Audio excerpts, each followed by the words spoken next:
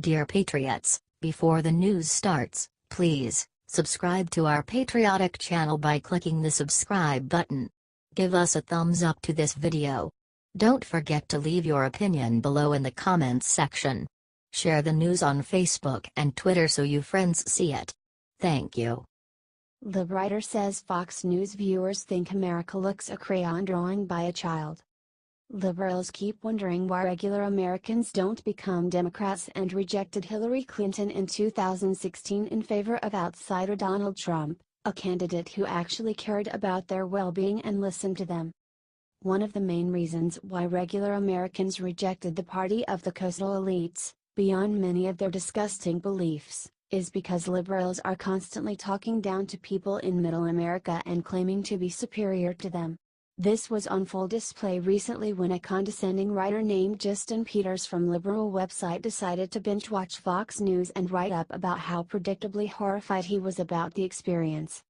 In his column, Peters claimed that the experience gave him a persistent headache, an irrational fondness for the five, and a keen sense of the many ways in which we all are screwed. Though you might not watch Fox News on a regular basis, lots and lots of people do, including President Donald Trump. The results illuminate the wisdom of the phrase garbage in, garbage out. He then came to a truly ridiculous conclusion about what Fox News viewers are like, saying, "Who are these impressionable people who are so easily swayed by Sean Hannity's sweet words? After 3 weeks, I think I can tell you a few things about them. They trust their pastors more than they trust their elected officials. They despise the media despite not actually consuming very much of it." He went on, "They have an insatiable lust for purchasing retirement gold from websites that advertise on television. They subscribe to a spiteful populism in which the people seize power for the sole purpose of annoying those who preceded them in office. Their vision of America resembles one drawn in crayon by a child on a placemat."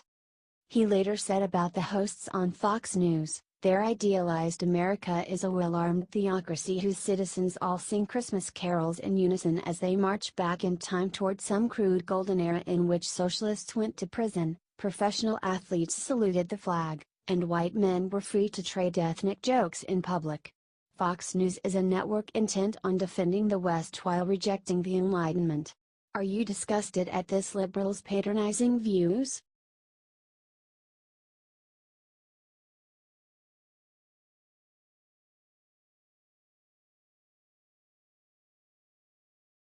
Just look at Wolf Blitzer's face as analyst talks about how much Trump helped the economy. CNN rarely says anything kind about Trump. While the economy has been soaring, they focus on ways to call him a racist or misspellings on Twitter. However, one CNN business correspondent, Richard Quest, went rogue and complimented Trump on the economy. And you have to see the look on Wolf Blitzer's face when he did it. They started by discussing the jobs report that revealed that the unemployment rate is the lowest percentage that it's been in over 17 years. "Is this the Trump effect?" asked Wolf Blitzer. "In a word, yes. You've got to give Donald Trump and the administration credit because they've created an element of confidence that built on the work that President Obama left behind, and that is all about the tax reform package, deregulation, the policies he is putting in place and promises to put in place," said Quest.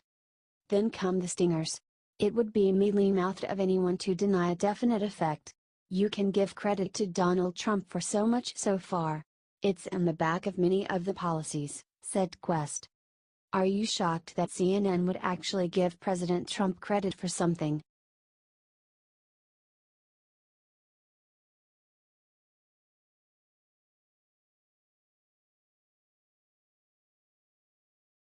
MSNBC declares that Donna Brazile is lying about Hillary's connection to DNC.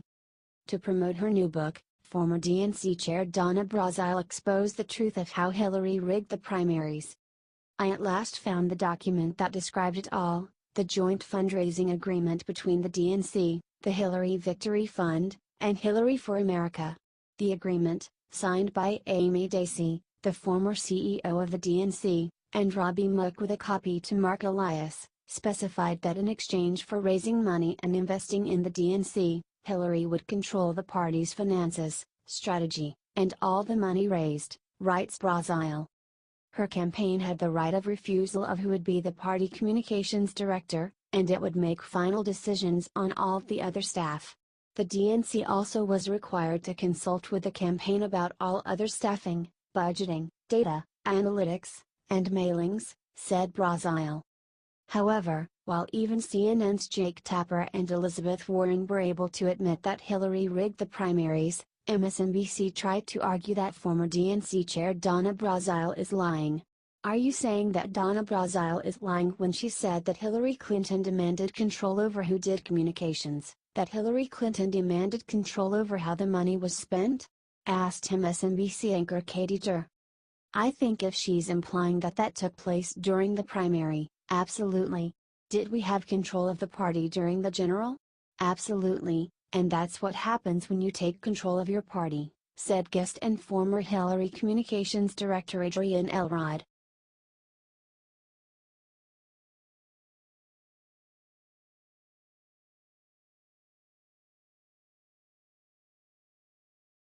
Hillary is confronted on difference between Russian collusion and Trump dossier, her response is pathetic.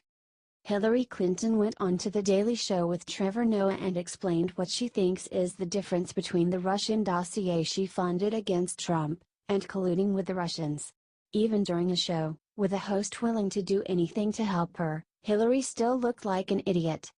She started by saying that of course there's a difference, and that the dossier was merely opposition research. It was research that was started by a Republican donor during the primary, and then when Trump got the nomination for the Republican Party, the people doing it came to my campaign lawyer and said, "Would you like us to continue it?" said Hillary. So this thing didn't come out until after the election and it's still being evaluated. But the fact of the FBI investigation into the Trump campaign in Russia should have come out, she said. She went on to point fingers at President Trump for playing politics after the NYC terrorist attack. Well, it's so disappointing, Trevor. Because, you know, I was a senator from New York on September 11. I was with President Obama through a lot of difficult decisions as his Secretary of State. I obviously saw my husband responding to tragedies, attacks, the Oklahoma City bombing, said Hillary. And what you want in a president is what I think the three men I just mentioned delivered, and that is trying to bring the country together, talk about what happened with the event that they are concerned about, but not to point fingers, not to scapegoat, not to try to set Americans against each other, she said. Even though after every attack she condemns all Americans who don't agree with her on gun issues.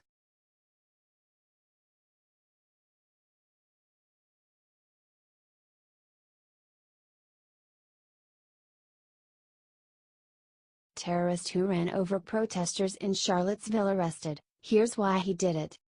A 20-year-old Ohio man was accused of driving a car into a crowd of protesters at the rally between white supremacists and Antifa. They killed a 32-year-old woman and injured 19 other people. His name is James Alex Fields Jr., 20, and he was booked into the Charlottesville Regional Jail, according to Fox News. He was booked on account of second-degree murder and 3 counts of malicious wounding. According to the Washington Post, the 2010 Dodge Challenger involved in the wreck was registered to the same man. According to WeOTV, the county code on the license plate is in Maumee in Lucas County. This is where Fields is from. This man is a Republican and most likely did this for reasons is still being investigated. Although, we can take a look at the fact that he was part of Vanguard America. We need to condemn this violence outright. Share this if you are praying for the countrymen that fell. The white supremacist rally that happened today should not have turned into this mess.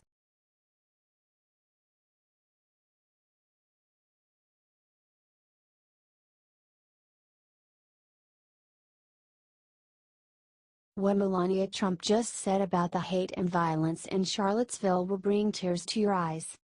First Lady, Melania Trump, reached out this morning over Twitter, to condemn what happened in Charlottesville.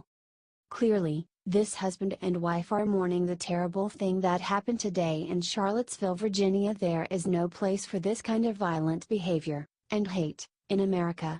If we are to survive as a country, we must unite. After all, we are the United States of America. H. T. The Hill.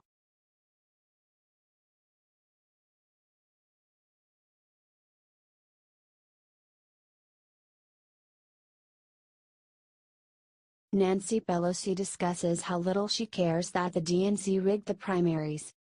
Nancy Pelosi tried to shrug off the new evidence that Hillary Clinton rigged the Democratic primaries.